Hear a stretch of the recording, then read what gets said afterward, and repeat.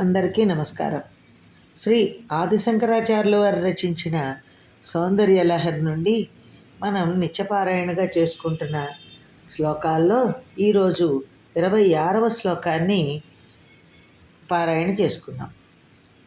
విరించి పంచతత్పంచత్వం ప్రజతి హరిరాప్నోతి విరతిం వినాశం కీనాశో భజతి ధనదో యాతి నిధనం వితంద్రీ మాహేంద్రీ వితతిరపి సమ్మీలిత దృశ మహాసంహారేస్మిన్ విహరతి పతిత్వత్పతిరసౌ అంటూ చెప్పిన ఈ శ్లోకాన్ని గనక మనం నిత్యపారాయణ చేసుకుంటే సర్వార్థ సిద్ధి, అన్ని అర్థముల ధర్మ అర్థ కామ మోక్షములు అన్నీ కూడా మనకి సిద్ధిస్తాయి అంటూ చెప్తున్నారు శ్రీ ఆదిశంకర్లు.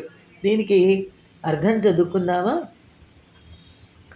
తల్లి జగజ్జనని ఈ ప్రపంచమునకు మహాప్రళయము సంభవించినప్పుడు బ్రహ్మదేవుడు, విష్ణువు, యముడు, కుబేరుడు, చివరికి ఇంద్రుడు వీరందరూ కాలధర్మం చెందుతున్నారు. కానీ ఓ పతివ్రతామ తల్లి, నీ భర్త అయిన సదాశివుడు మాత్రము ఎట్టి మార్పులకు గురి కాకుండా నిరంకుశుడై విహరించుచున్నాడు కదా. జగన్మాత ప్రళయకాలము వచ్చినప్పుడు బ్రహ్మ జీవితం పరిసమాప్తమవుతుంది. విష్ణువు రూప పరివర్తనుడవుతాడు. యముడు అదృశ్యుడవుతాడు. ఇంద్రుడు, కుబేరుడు మొదలైన వారు పదవీచ్యుతులవుతారు. నీ పాతివ్రత్య ప్రభావం వలన ఈశ్వరుడు మాత్రం క్షయరహితుడుగా నిలిచిపోతాడు. ఓ దేవి, మహాప్రళయం సంభవించినప్పుడు ఈ జగత్తు పూర్తిగా నాశనమైపోతుంది. ఏమీ మిగలదు. సంపూర్ణ నాశనం జరుగుతుంది. అప్పుడు ఈ జగత్తును సృష్టించిన బ్రహ్మ మరణిస్తాడు. లోకపాలకుడైన విష్ణువు మరణిస్తాడు. సంహారకర్త అయిన రుద్రుడు నశిస్తాడు. అందరి ప్రాణాలు తీసే యముడు, ధనాధిపతి కుబేరుడు నాశనమవుతారు.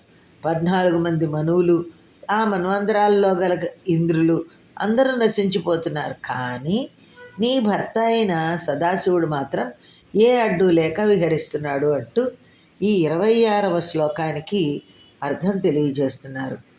ధన్యవాదాలు.